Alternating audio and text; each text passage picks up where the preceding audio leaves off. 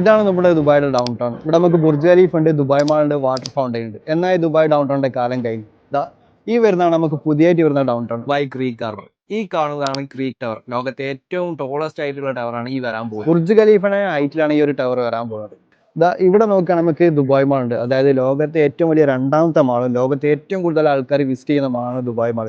എന്നാൽ പുതിയ വരാൻ പോകുന്ന ഈ ഡൗൺ ടൗണിലാണ് എൻ്റർ ഡൗൺ ടൗണിന്റെ ഡബിൾ ദ സൈസിൽ സ്ക്വയർ മാൾ ഇവിടെ വരാൻ പോകുന്നത്.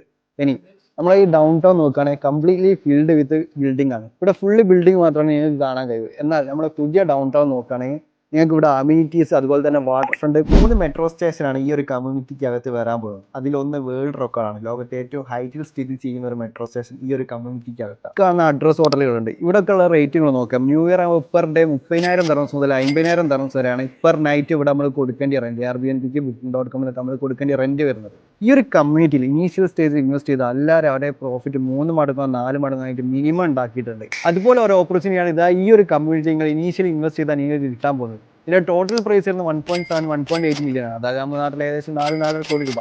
ഈ ഒരു എമൗണ്ട് നിങ്ങൾ മുഴുവനായിട്ട് അടിക്കേണ്ട യാതൊരു ആവശ്യമില്ല. എല്ലാ വർഷവും ഒരു 20% വെച്ച് നിങ്ങൾക്ക് ഇതിന്റെ പേയ്മെന്റ് ചെയ്ത് കംപ്ലീറ്റ് ചെയ്യാം.